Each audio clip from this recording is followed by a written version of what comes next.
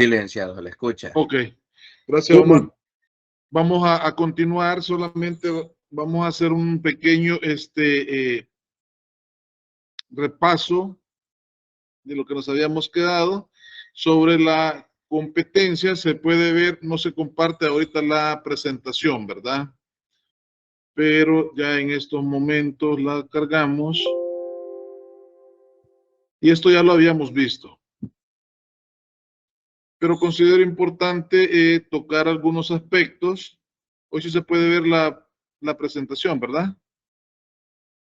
Sí, licenciado. Ok. Sí, licenciado.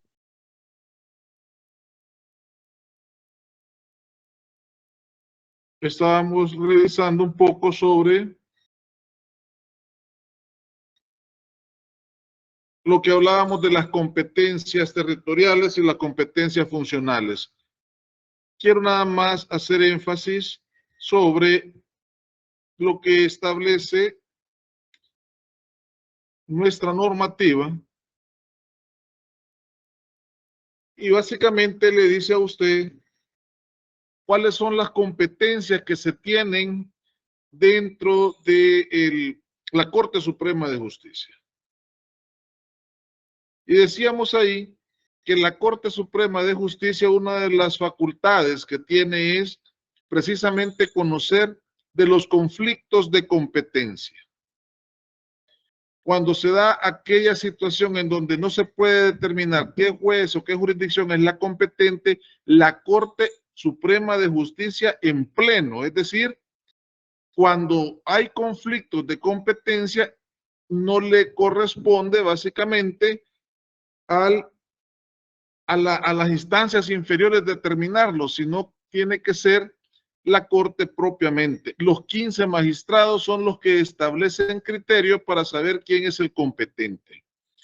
También ellos son los que van a conocer, en algunos casos, de las abstenciones y de las recusaciones, conforme a lo dispuesto en este código.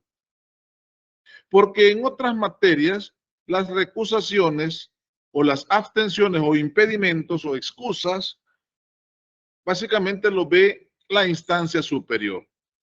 En este caso estamos hablando que la Corte en pleno está viendo de este tipo de incidentes cuando los procesos se han iniciado en las instancias previas.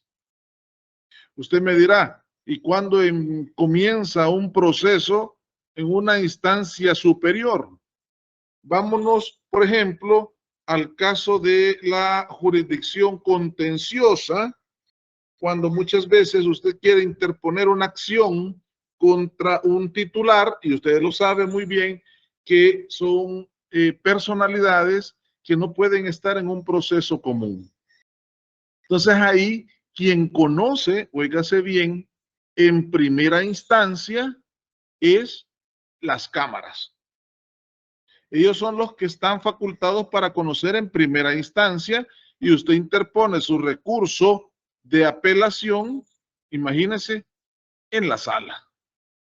Por eso es que hay ciertas facultades que, si bien es cierto, uno debe de conocerlas, no todo el tiempo son de una forma genérica. Si usted ve el artículo 27 del Código Procesal Civil y Mercantil, le dice del recurso de casación, cuando la Sala de lo Civil ha conocido en apelación. Es decir, ahí le deja entrever que hay situaciones en las que la Cámara, precisamente, la Cámara en algún momento va a conocer en primera instancia. ¿Sí? Y la sala conoce del recurso de apelación. Entonces, ¿quién tendría que conocer el recurso de casación? Corte plena. La Corte en pleno, definitivamente. ¿Y cuáles son las competencias de la sala? El artículo 28 le dice de los procesos de exequatur. ¿Qué entendemos por los procesos de exequatur?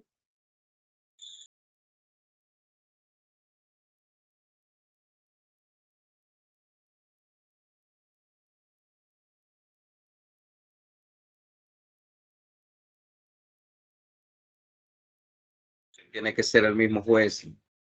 ¿Cómo? Que tiene que ser el mismo juez que ya conoció exequatur, no. Si alguien más se quiere compartir alguna experiencia sobre conocimiento del exequatur. Las llamadas pariates.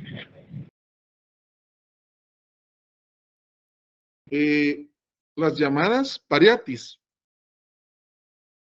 Sí. O las María Estela, las llamadas auto de pariatis. ¿Es correcto? El acto de pariatis o el exequatur precisamente es aquel trámite que valida o convalida la sentencia de un país extranjero en El Salvador. Eso lo conoce la Sala de lo Civil. Y ahí le dice de los procesos de exequatur. Del recurso de casación. Claro, el recurso de casación lo conocen cuando el que primero conoció fue el de primera instancia. Y mire, del recurso de apelación cuando las cámaras de segunda instancia hayan conocido en primera instancia, como el ejemplo que les ponía. Y este es importante, mire, de la revisión de sentencias firmes. Es decir, aquellas sentencias que han pasado en calidad de cosa juzgada y pudiéramos considerar que ya son inamovibles, porque han pasado en calidad de cosa juzgada material. Pero muchas veces existen ciertos vacíos, ciertas situaciones que en algún momento no pudieron conocerse dentro del proceso, y este es el momento oportuno para ya no llevarlo ni siquiera a ninguna de las instancias previas, precisamente porque ya estas, por decir así, han terminado con todo el trámite judicial. Y eso se lo dice también más adelante el código, en qué materias podrán revisarse esas sentencias firmes, y no en todas. Y también le da un plazo para que usted pueda incoar esa acción. Es decir, para que usted pueda pedirle a la Sala de lo Civil que reabra, que reaperture, como le queramos llamar, ese caso que ya estaba muerto. El problema es el plazo. Hay un plazo máximo de 2 años. Todavía ahí considero que en ciertas materias debería de existir un plazo un poco más largo. Precisamente porque el derecho ha evolucionado, la prueba ha evolucionado y hace 30 años no contábamos, por ejemplo, para ciertas materias con la prueba científica del ADN. Y hace 30 años probablemente pudieron pasar muchos por padres no siéndolo, y ahora, ¿cómo reaperturarlo si ya nuestra normativa nos dice que no se puede exceder de 2 años? Y esta ya tendría 30 años. Cualquiera podrá decir, sí, ya 30 años, ya asumió el rol. Sí, cuando usted tiene una muy buena relación. Pero cuando no tiene esa muy buena relación, eso genera un coste económico y en detrimento muchas veces hasta de su propia subsistencia. Pero eso lo vamos a ver más adelante. También hay otros asuntos que la ley le determine. ¿Qué otras funciones podemos ver en las cámaras de segunda instancia? Estas, las cámaras, 2, conocerán en primera instancia y de los recursos de apelación y de las demandas contra el Estado. Y los juzgados de primera instancia conocen del proceso común. de la ejecución forzada o de la ejecución forzosa. Si usted se da cuenta, nuestra normativa ha ido regulando precisamente todo lo concerniente a las actuaciones que en algún momento puedan realizarse. Los juzgados de primera instancia de menor cuantía conocen del proceso abreviado y los procesos monitorios. Y lo que hemos venido hablando durante este ciclo, la competencia de los juzgados de paz, de los actos de conciliación. Y lo importante acá es que los juzgados de paz muchas veces están facultados para dirimir todo conflicto, pero siempre y cuando sea a través del canal pacífico de la conciliación, de esa medida alterna para solucionar un conflicto. Por eso que en algún momento yo les decía que era bien importante que se hubiese fortalecido los juzgados de paz. Porque hay muchísimos lugares en el país que no generan demasiado conflicto. Si usted se diera cuenta, los conflictos son básicamente casi en estos departamentos grandes, en las cabeceras departamentales. Pero los que conocen el país, algunos de ustedes, se podrá haber dado cuenta que el departamento de Morazán, Chalatenango, Cabañas, son departamentos bastante tranquilos. Pero hablábamos en algún momento de aquel principio de acceso a la justicia que les exige el poderse trasladar hasta cierta distancia porque es hasta ahí donde se encuentra la jurisdicción especializada. No quiero decir que no se puedan realizar en algunas situaciones el juzgado de paz, pero también vamos a tener el que en algún momento estos se excusen de conocer precisamente porque hay una jurisdicción especial.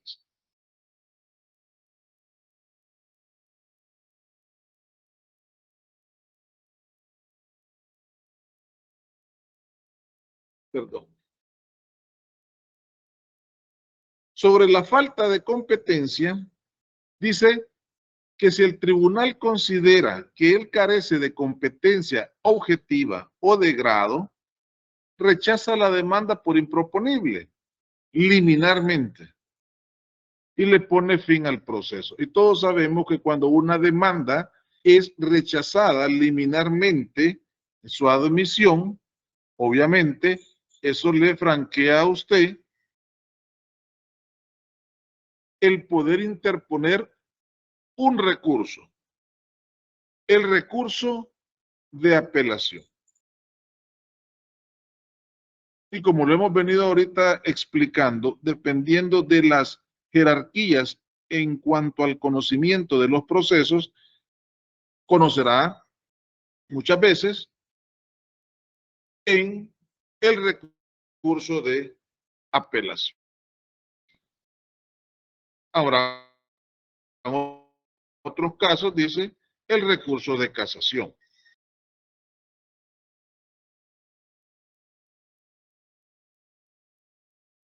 Si hay que resolver sobre la competencia territorial, la demanda dice también puede declararse improponible. Y el funcionario judicial se abstendrá de seguir conociendo del asunto, remitiendo el caso o el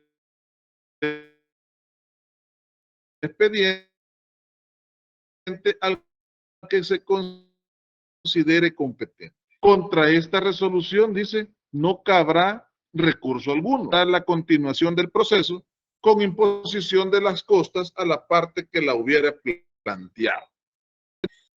Muchas veces, por situaciones muy particulares, puede en cualquier momento uno de los abogados alegar falta de competencia de un funcionario. Pero el funcionario, si bien es cierto, asume muchas veces una carga que no debería, porque le corresponde a los abogados, a veces también tiene que asumir ciertas actuaciones dilatorias, como esta que le planteé el artículo, en donde pareciera ser que este es lo único que busca es sacar ese proceso de ahí y ponerlo en otras manos. Pero si no resultase así, por una mala percepción, una mala convicción, una mala interpretación, como usted quiera llamarle, este abogado tendrá que ser condenado en costas. Porque decíamos que esto básicamente ha sido conocido como una dilación innecesaria dentro de los procesos judiciales. Y por eso es que los plazos que se plantean en las normativas son plazos justos, porque no se vulnera la tutela judicial efectiva, sino que trata que la respuesta judicial sea lo más pronto. Pero los abogados muchas veces tratan de utilizar esas herramientas para generar una dilación y a veces desesperar tanto al juzgador como a la otra parte.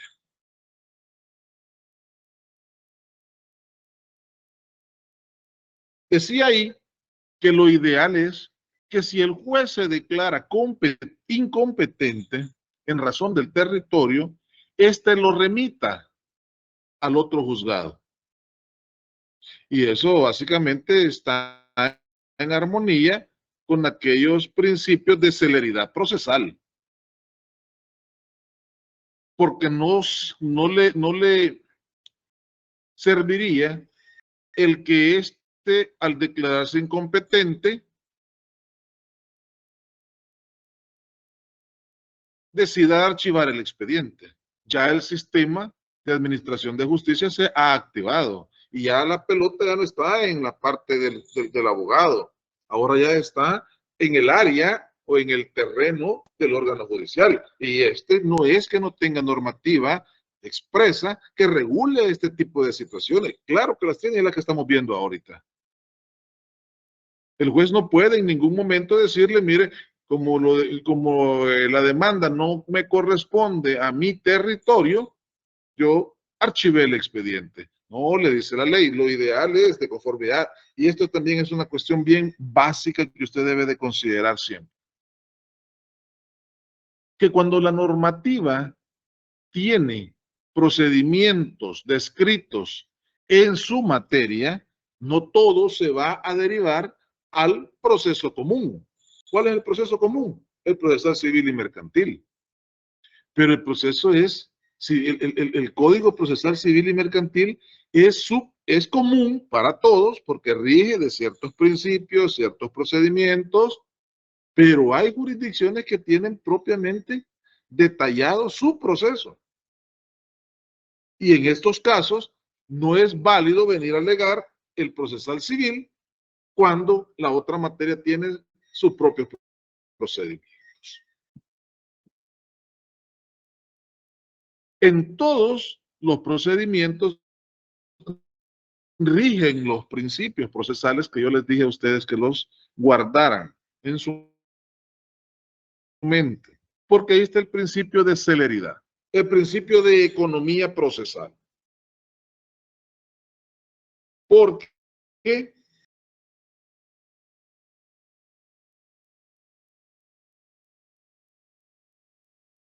fíjese qué buena pregunta. Si existe un plazo para que la Corte resuelva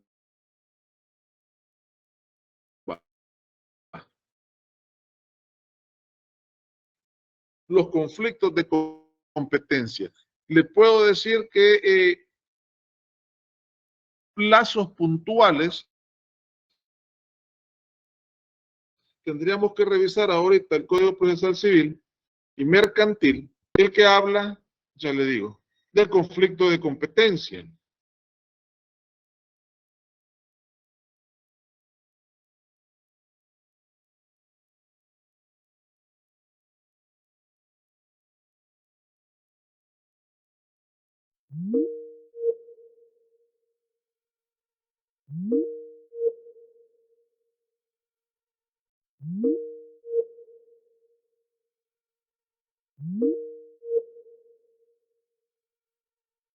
De esta parte, pero no me quiero, porque no lo tengo a la mano ahorita, pero tampoco me quiero detener mucho. Pero sí existe un plazo, y los plazos no son largos.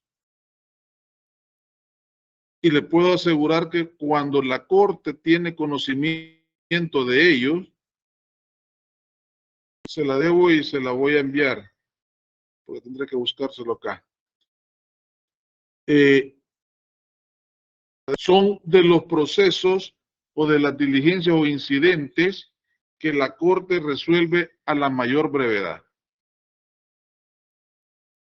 A diferencia de recursos. En caso de estos, en los casos de conflictos de competencia, la Corte en pleno, perdón, resuelve en el plazo que no afecte demasiado el desarrollo del proceso.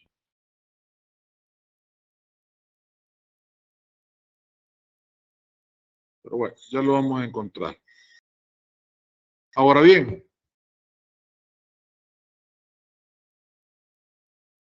¿alguien más? ¿Alguna otra pregunta?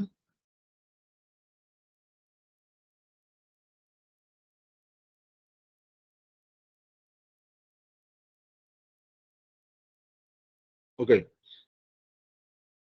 Decíamos que en caso hubiese una situación que genere este tipo de incidentes, el juez está facultado, como les decía, para poder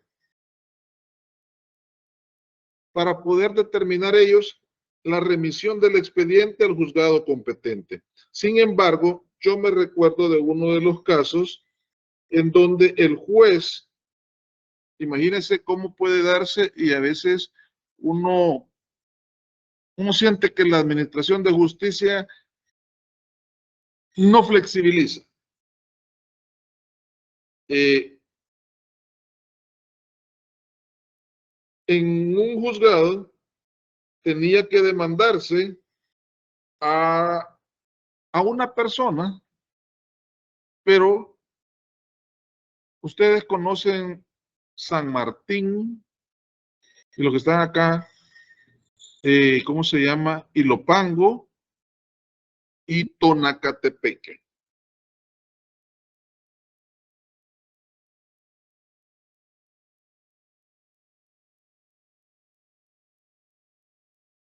Ahí hay una colonia que se llama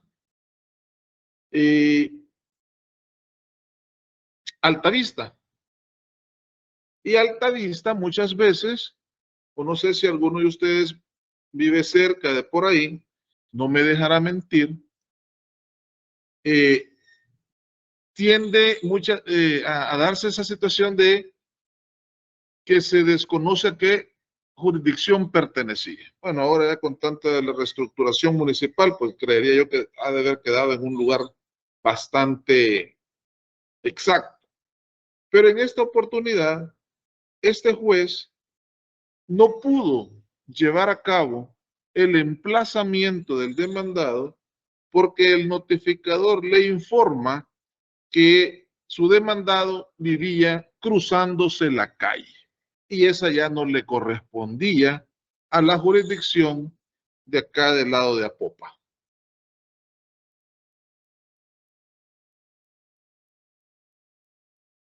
Como no se podía,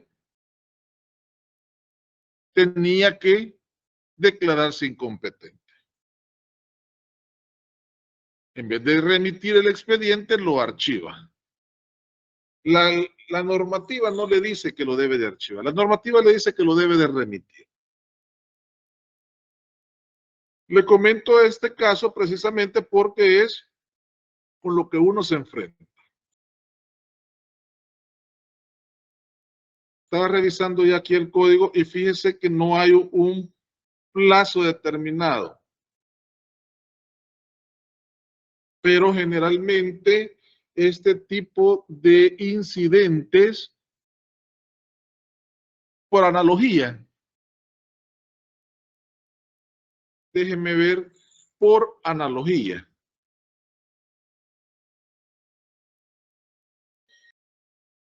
Cuando hay un conflicto de competencia, rápidamente nos vamos a detener en un plazo bastante corto. Ahorita le digo. No me quiero quedar con la duda. Yo creo, licenciado, de que no tienen un tiempo estipulado para poder resolver o para poder dirimir una competencia. ¿Perdone? No tienen un tiempo estipulado o un plazo estipulado para poder dirimir una competencia a los de la sala. Fíjese que en el procesal civil, no sé si usted lo revisó, no hay un plazo así para resolver, ¿verdad? No, no hay.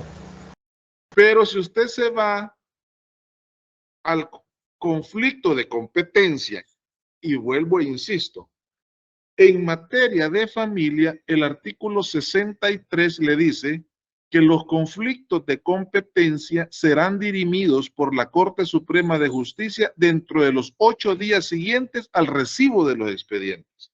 Por eso le decía, aquí sí, en materia de familia, tiene exactamente el procedimiento que allá también se lo está rezando el Código Procesal Civil y Mercantil. Pero si en materia de familia tiene reglas específicas, yo debería de atender lo que el 63 dice y no lo que el Código Procesal Civil y Mercantil hace de forma genérica. Si la materia no lo tiene, entonces me voy a remitir al Procesal Civil y Mercantil. Este no le puso plazo. Por analogía, debería de entender que andarán por los mismos días. No puede exceder porque entonces sería la Corte Suprema de Justicia quien estaría vulnerando la pronta y cumplida justicia. Porque no puede estar tanto tiempo allá y el justiciable esperando a ver cuál de los dos juzgados es el que va a conocer.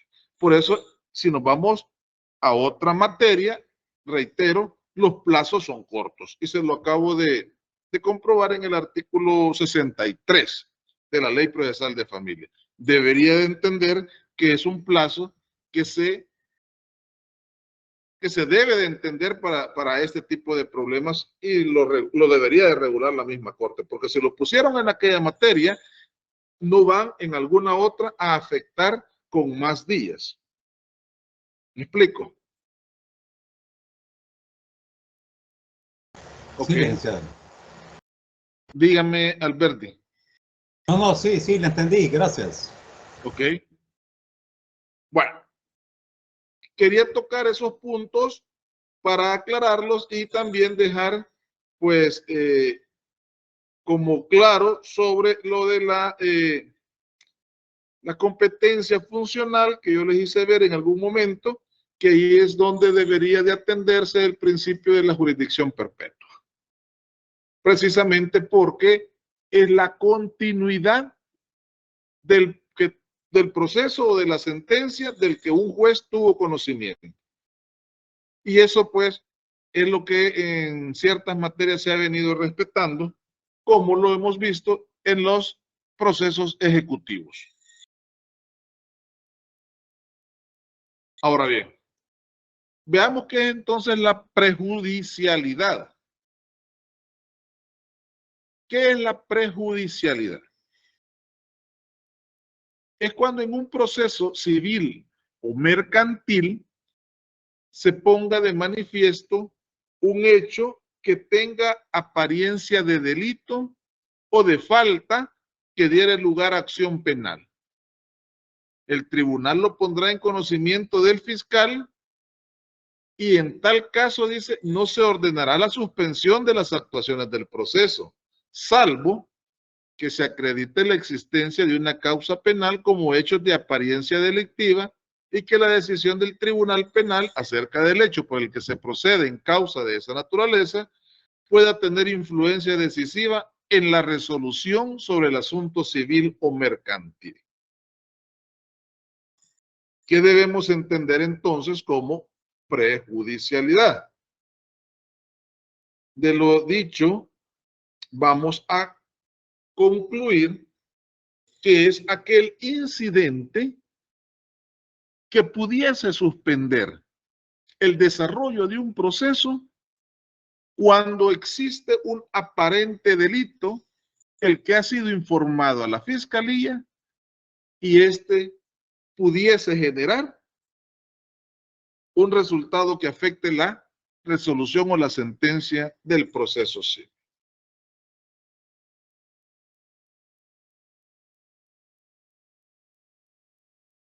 Hay casos a veces en donde usted se ve inmerso, no en 2 jurisdicciones, sino a veces hasta en 3 jurisdicciones, que usted pudiese apelar a una prejudicialidad.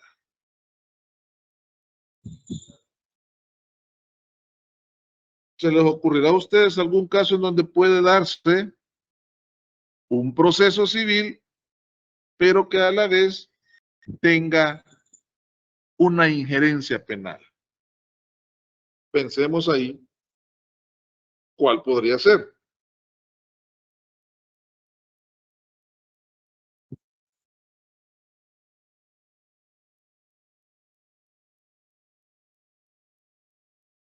Ajá. En un delito de homicidio. Un delito de homicidio es propiamente penal, pero dice acá la prejudicialidad. Una auditoría. ¿En cuál? Una auditoría. Digamos... Pero una auditoría en el proceso civil y mercantil, ¿qué tendría o cómo? No lo entiendo ahí, ¿cómo digamos, pudiese darse? Sí, ya focalizando el caso, ¿verdad? Podría ser una auditoría a una empresa, no sé, podríamos decir un call center, y que dentro de la auditoría se encuentren ¿Por alguna malversación de fondos? una malversación de fondos, que no hayan declarado los impuestos. No sé, puede resultar un delito, ¿o no? Sí. Pudiésemos, pero tenemos que ubicar qué tipo de proceso, vea. Por ejemplo, alguna acción reivindicatoria.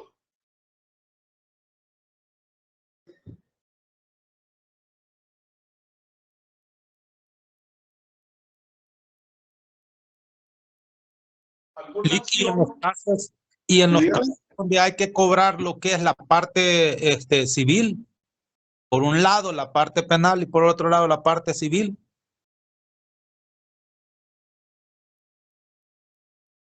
Tendríamos que vincularla. Exacto, o sea que el juez declara en abstracto la responsabilidad civil por no ser su materia, y certifica para que la vea la que le corresponde. Pero más bien, la prejudicialidad lo que pretende, o como en otras materias se puede detallar, es que un proceso no va a continuar cuando la resolución penda de otra sentencia de otro juzgado. Se suspende el proceso. Acá hay un símil. El proceso civil y mercantil debería de suspenderse si existe una apariencia en que una de las partes involucradas se le pueda configurar la realización de un delito. Entonces, cuando usted pide la prejudicialidad, es que este proceso que está conociéndose ya por el juez del proceso civil y mercantil, lo suspenda.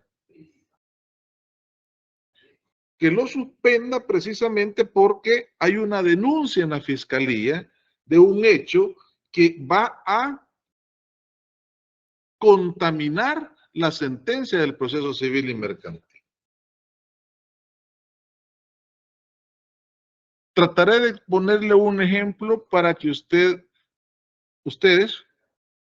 comprendan cómo muchas veces se derivan y tienen una cierta injerencia. En una aceptación de herencia, pudiese, primero vámonos al Código Civil, que ustedes ya lo pasaron. Fallece una persona quien deja 3 hijos. Como no dejó testamento, solamente quedan, según la normativa, los parientes más cercanos. Y deja 3 hijos, 2 hermanos,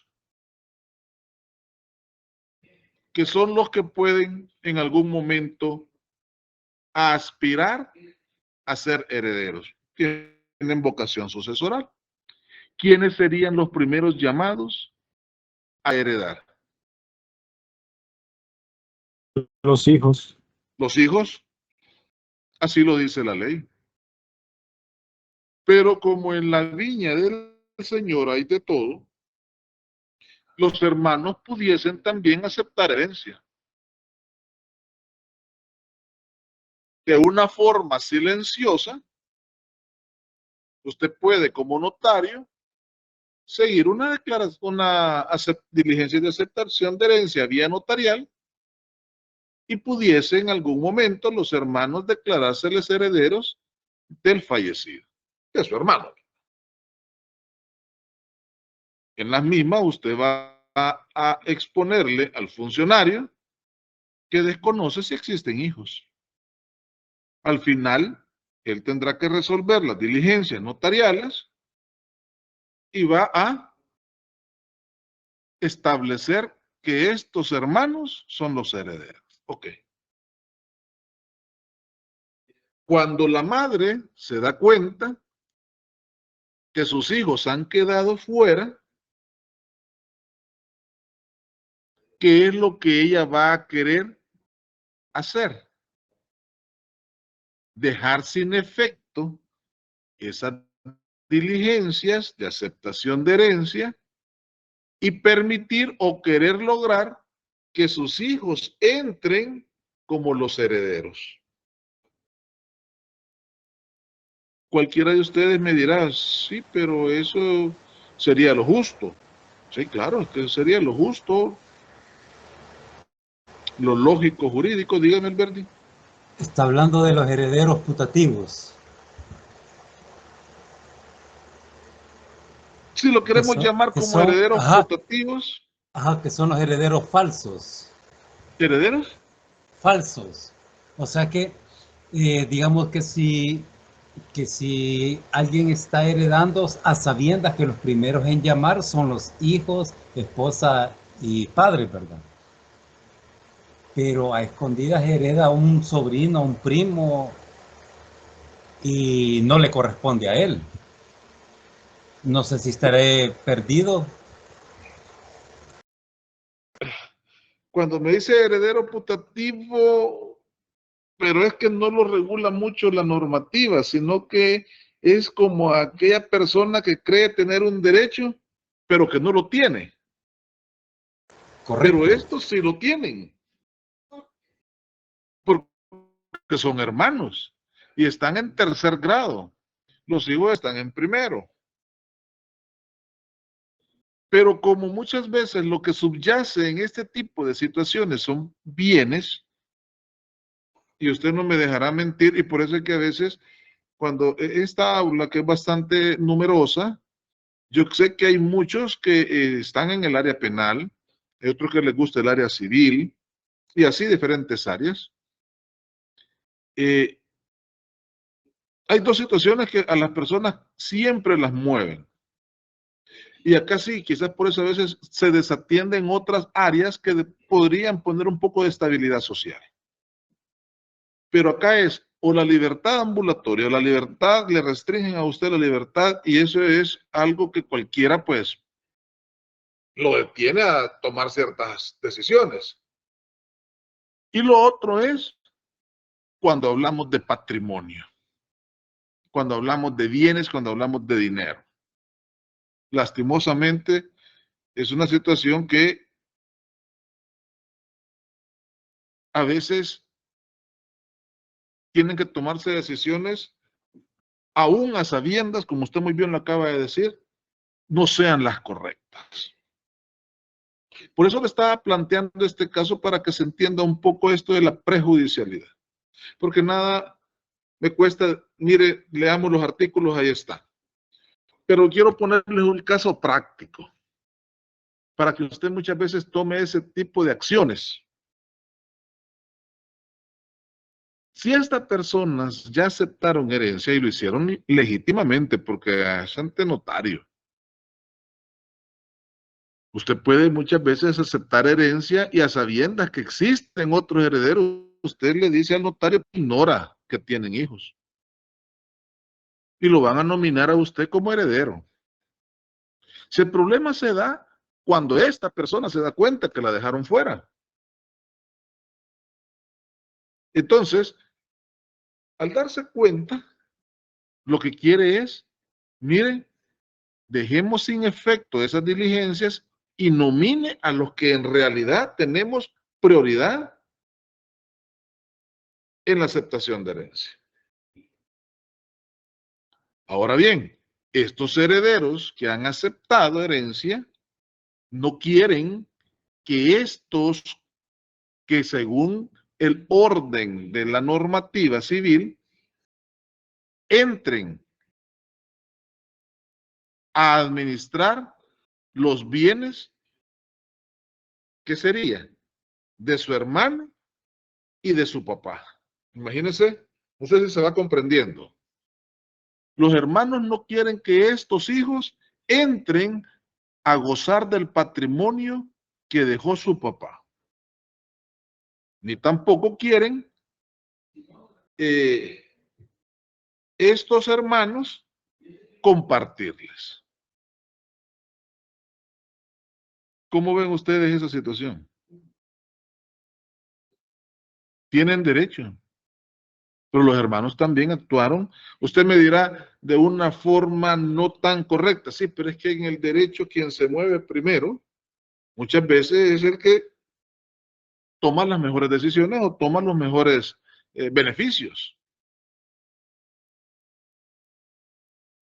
Acá, en este tipo de caso que yo le planteo, estos hijos están ahorita fuera de la herencia de su padre y aquellos no quieren que entren. Entonces, estos han iniciado unas acciones legítimas para establecer que son hijos del causante y los dejaron fuera.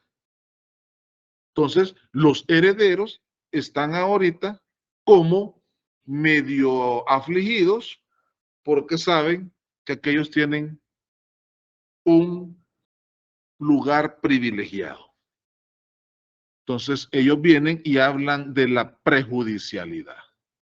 Ahí vamos a entender nosotros qué es la prejudicialidad que estamos viendo ahorita.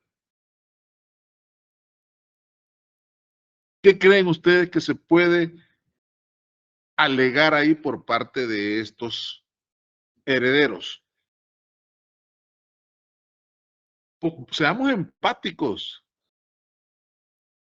y veámoslo desde dos ópticas. Una, que fueran sus clientes y la otra, que fuera usted. ¿Cómo le damos respuesta? Pues sí, porque en todo caso, si soy yo voy a salir afectado, me están quitando mis bienes. Y si es mi cliente, bueno, tengo que buscar de dónde puedo o protegerlo para que no lo saquen como heredero, o si soy representante de aquellos hijos, ver cómo dejo sin efecto esas diligencias. Ahí es donde usted empieza como a volverse ético. Porque estar en medio de un proceso de esos, no va a llegar perico de los palotes. Tiene que conocer ciertas materias y hasta dónde puede usted inferir que eso puede generarle un resultado por la ilicitud cometida. Ahora bien, si estos hijos ya están por querer anular esas diligencias de aceptación de herencia, los herederos simple y sencillamente hablan de la prejudicialidad y dicen ellos, sin ser herederos, se han apoderado de los bienes del causante, bienes que nosotros deberíamos de estar administrando. Pero ellos se han estado lucrando y han, de una forma, ¿cómo le puedo decir? Ilegal, ilícita, la palabra se me va. Han enajenado o han transferido algunos de los bienes que dejó el causante. Entonces vienen los hermanos, los herederos, y dicen, aleguemos una prejudicialidad e informemos al juez que conoció de las diligencias de aceptación de herencia que estos que quieren ahorita sacarnos están cometiendo delito. E informe a la fiscalía para que el proceso no continúe, porque si continúa nos van a sacar. Entonces mejor vámonos primero a la prejudicialidad. Esperemos si en verdad este proceso penal resulta, probablemente sea condenada estas personas y en qué van a alegar posteriormente los actuales herederos de esta persona. ¿Qué creen ustedes que pudiesen alegar? Por esa falsedad material o falsedad ideológica que hayan cometido por haber enajenado bienes que no les corresponden. Usted me dirá, sí, pero son los hijos y son los primeros que deberían de asumir ese beneficio. Sí, pero usted bien sabe que por muy su hijo puede ser, pero si no legitima la propiedad, él no puede hacer nada. Entonces, si nos vemos en este escenario, estas personas alegan lo que el Código Procesal Civil y Mercantil le dice. Pida la prejudicialidad, que se acredite la existencia de la causa penal y eso me va a suspender el proceso. La suspensión se acordará una vez que el proceso esté pendiente solo de sentencia. Y no se acordará la suspensión o finalizará la que se hubiese acordado si la parte a la que pudiera favorecer el documento renunciara a él. Obvio.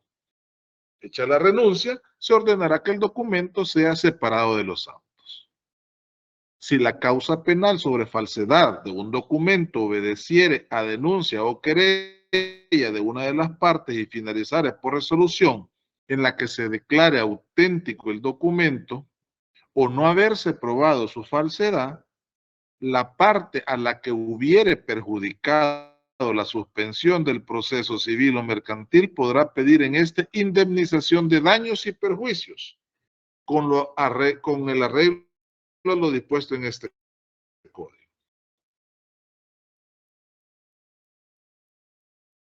Si estas personas están alegando que existe un aparente delito porque se han enajenado bienes sin estos ser herederos, es decir, si hubieran sido herederos, pudiesen haber vendido, pero no lo han hecho. No han aceptado herencia estos hijos. Estos herederos ya se sienten afectados. Y en caso, me pongo a pensar ser tan abogado del diablo, que si se lograra comprobar y se logra establecer mediante la acción penal el delito, ¿qué creen ustedes que pudiesen alegar después estos herederos? Que aquellos no son dignos, que se les declare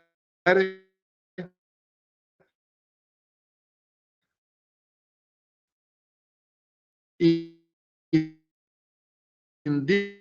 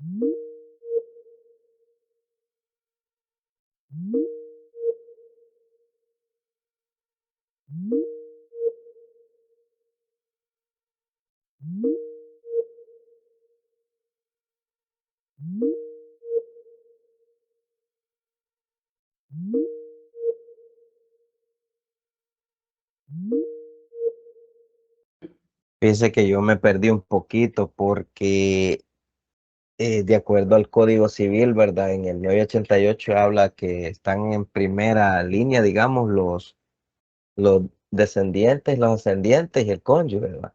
Y en este caso, este está hablando de los hermanos y me perdí en el aspecto que por un momento, no sé si así lo estaba diciendo o yo lo interpreté, que los hermanos tenían como más derecho a los propios hijos.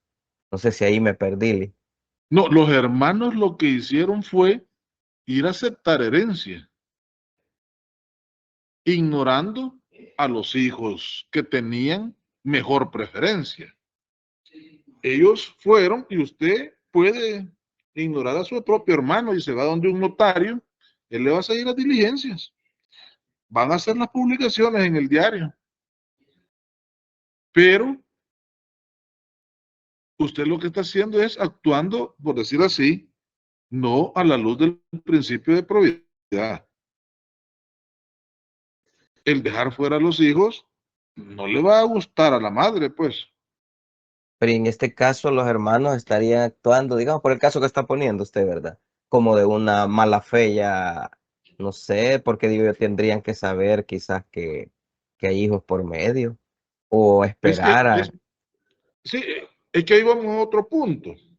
Yo creo que me detuve un ratito y por eso les decía que aquí en este curso, como son varios, algunos se inclinarán por el área penal, pero hay muchos que también les afecta cuando se habla de derecho patrimonial y cuando usted ve inmerso en un proceso, un par, no un par, una serie de ceros a mano derecha, usted tiene que ingeniárselas. Y usted tiene que ver por qué lado se va y quiénes son los que puedan estar dentro de ese mismo proceso. ¿Hicieron ellos algo ilegal? El haber dejado fuera a los hermanos. Sí, pero que ellos se sentían como con derecho de decir, mi hermano fue el que falleció y por qué se lo vamos a dejar a mis sobrinos. Tienen mejor derecho, hubiera sido usted como abogado. Pues sí, pero es que ahí quien actuó primero fueron ellos. Entonces vienen estos y dicen, no, sí, pero también nosotros tenemos derecho porque no nos metemos. Entonces vienen estos y dicen, no los vamos a dejar meter. Vamos a alegar una prejudicialidad en la que ustedes están cometiendo delitos para que el proceso en donde ustedes quieren entrar no siga hasta que se resuelva la instancia penal. Y de resultar favorable nuestra petición en fiscalía, vámonos otra vez y ustedes están viendo sucesiones, si podrán ser declarados en algún momento indignos para poder heredar a su propio papá. Por eso es que aquellas personas, allá se habla de las indignidades. Claro, usted me dirá, el código es de 1885. Sí, Algunas se adecúan, algo otras no.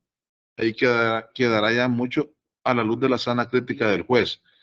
Pero si usted logra comprobar alguna actuación irregular, la puede alegar. Yo no le quiero decir de que la respuesta del código, la instancia penal va a ser determinante para que ellos no entren. No, ellos van a poder entrar. Pero ¿qué fue lo que estos herederos entonces empezaron a buscar? Otro tipo de situaciones y vincularon ya a otra materia. Vinculan otra materia y dicen, es que estos hijos que quieren entrar a aspirar no son hijos del causante. Entonces vámonos primero a ver si los sacamos a estos hijos que sean hijos del causante o a estas personas hay que determinar que no sean hijos y ahí sí nosotros nos quedamos como los legítimos herederos. No sé si se comprendió eso, Omar. ¿Hasta dónde se Sí, puede? ¿Ah? sí, sí, nada más le decía en la parte esa, pero ahora que lo está volviendo a explicar, ya me doy cuenta por qué lado iba usted, ahí donde me perdí, pero gracias por la aclaración. Si usted se da cuenta, la actuación no solamente se quedó en la prejudicialidad. La prejudicialidad lo que va a hacer es suspenderme el proceso civil, porque quieren sacarme a mí de heredero. Entonces yo vengo y denuncio. Sí, pero en la misma vez vengo y digo, estas personas que me quieren sacar no tienen derecho porque tampoco eran hijos legítimos, eran hijos biológicos del causante. Y al comprobar yo que no eran hijos, ¿quiénes serían entonces los legítimos herederos, Omar? Según este escenario que yo le he planteado, este caso hipotético. En este caso serían los hermanos. ¿Ah? O sea que no está tan descabelladas las acciones, pues. Siempre y cuando quiera usted tutelar o proteger el patrimonio. Esto no hubiese pasado si usted estuviera queriendo proteger probablemente el amor de su pareja. Esa es una cuestión emocional. Se fue con uno, bah, me dejó. Pero no voy a suspender un proceso para ver si ella se reconcilia conmigo, si cambia de parecer, si le va mal con la otra persona. No, yo voy a suspender un proceso cuando existan intereses patrimoniales. Por lo demás, yo no le veo una actuación de persona que quiera suspender un proceso por alguna situación que no tenga inmerso el patrimonio.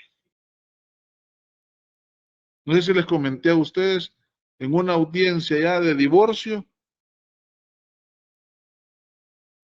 el señor llora y llora en la audiencia diciéndole que le perdonaba la infidelidad y que imagínense la infidelidad, se le estaba perdonando. Infidelidad que llevó a quedar embarazada. Infidelidad que él asumía y decía, quizás fue mi culpa, pero te perdono. El proceso no se suspende por eso. No, no, no. Ah, si hubiese suspendido, si hubiesen dicho, mire, hay un patrimonio de por medio. Hay que, lo que alguien decía de ustedes hace poco, necesitamos de un contador, de un auditor. Ah, por eso sí lo suspendo. No sé si me he dado a entender con esto de la prejudicialidad. ¿Se ha comprendido?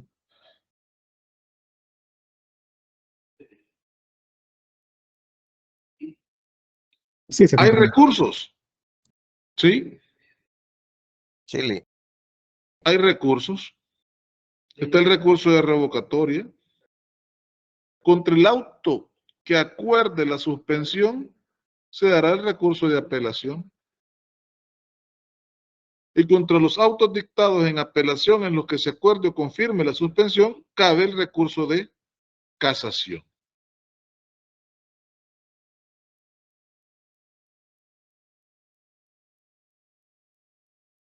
Hay excepciones, casos de excepción y efectos. Las suspensiones no tendrán lugar cuando los ordenamientos penales requieran que el asunto se resuelva previamente en la vía civil o mercantil, por lo que el juez respectivo llevará dicho asunto hasta su finalización. ¿Por qué?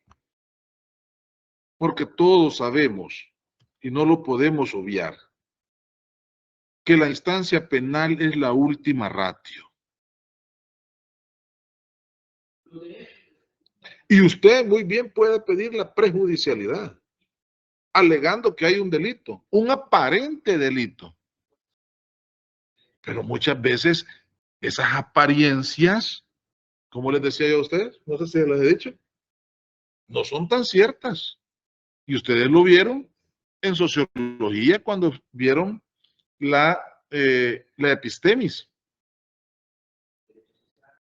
Cuando vieron la epistemología se dieron cuenta, y para recordarle, sobre el conocimiento espontáneo y el conocimiento científico. Y entre el conocimiento espontáneo y el conocimiento científico hay una cadena que le dilucida a usted si lo que ve es cierto.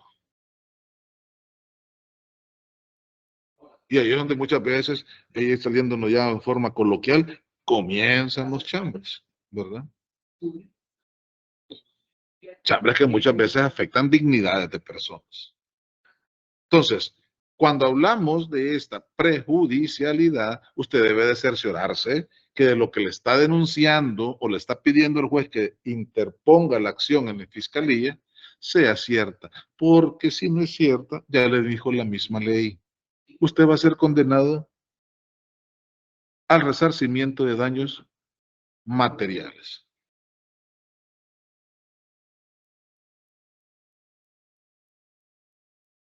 ¿Se comprende la prejudicialidad? Espero haberme dado a entender sobre este tema, que es bien importante muchas veces porque usted tiene que hacer peticiones a través del principio dispositivo. Otro principio que se acuerda. Yo les dije que lo tomaran en cuenta. Esa instancia de parte.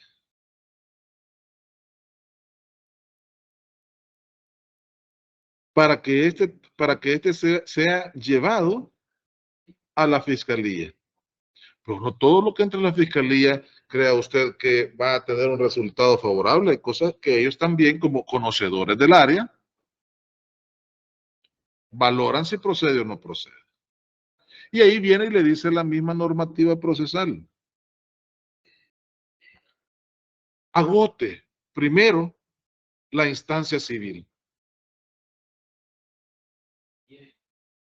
¿Sí?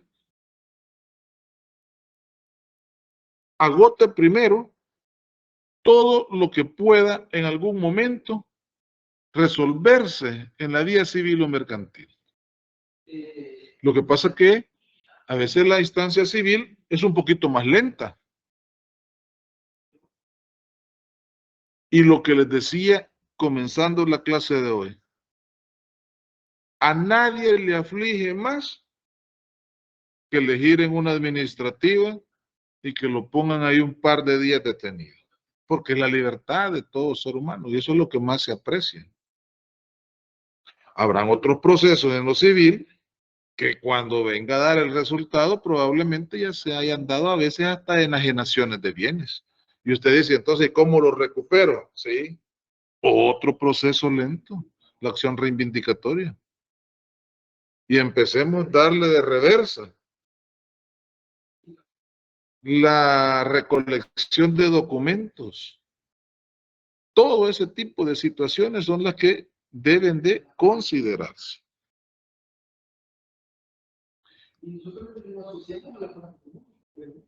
No sé si hay alguna pregunta o duda sobre esto.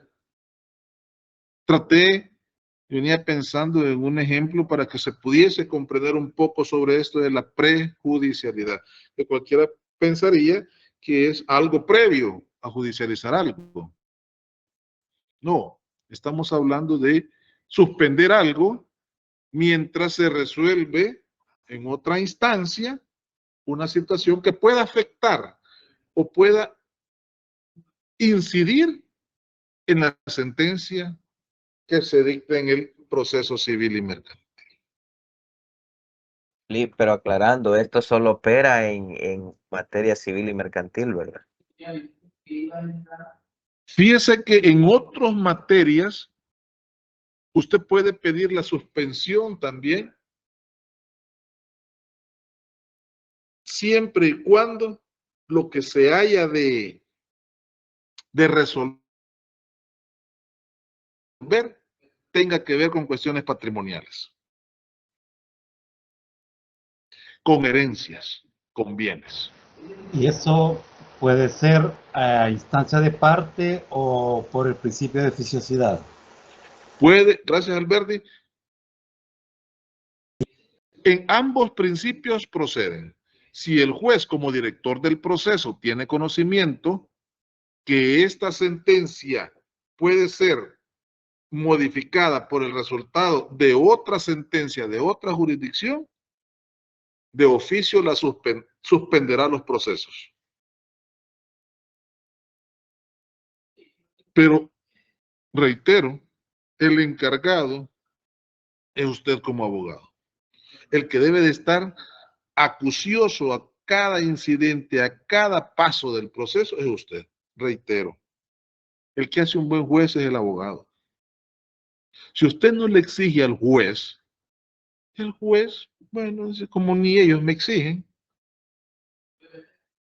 Usted se va a una audiencia y no sabe ni preguntar, bueno, dice el juez, no preguntaron esto, me quedé con la duda de ellos, voy a tener que hacerlo yo.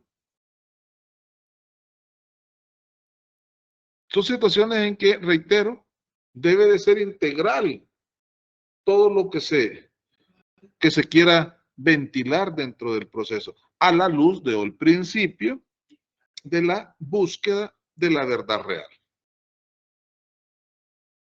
Que algunos dicen que no es real, porque la verdad puede estar enfocada en tres aristas: la suya, la mía y la que verdaderamente es. Así que usted crea su propia pirámide, yo creo la mía con mis mentiras, pero no es esa la verdad puede ser otra. Por eso es bien importante a veces ver aquellos programas del cable de ID, que hasta uno que está viendo el programa dice, no es que este es no, la verdad es otra. Porque el ciudadano, el justiciable, muchas veces es bien convincente. Y por eso es tan bonito el derecho, que aquí 2 más 2 no son 4. Aquí puede ser 5 o puede ser 3, dependiendo de cómo usted busque prueba, conozca de leyes, conozca de doctrinas, y a veces también es importante una muy buena imaginación, ¿verdad? De eso depende. Que si usted tiene todo eso, sabe cómo persuadir. ¿Me explico? Si no hay dudas, no hay preguntas, pues quizás nos vamos a quedar hasta acá, jóvenes, o reitero nuevamente, espero haberme dado a entender sobre este tema. Los que Sí, claro. en algún momento litigarán en civil, pues bueno que lo tengan en mente. Dígame, Alberti. No, ahí agradeciéndole, sí, se le entendió ahí. Gracias. Ok. Bueno, si no hay más preguntas, nos quedamos hasta acá y nos volvemos a escuchar el día jueves de esta semana. Espero que ya el día de mañana pueda subir las notas. He estado bastante ocupado, pero voy a tratar de hacerlo. Hoy en la noche voy a revisar un poco y mañana. Pasen entonces un feliz provecho y una feliz noche, jóvenes. Nos vemos el día jueves. Buenas noches. Buenas noches. Buenas noches, licenciado. Feliz noche. Feliz. Buenas noches, licenciado.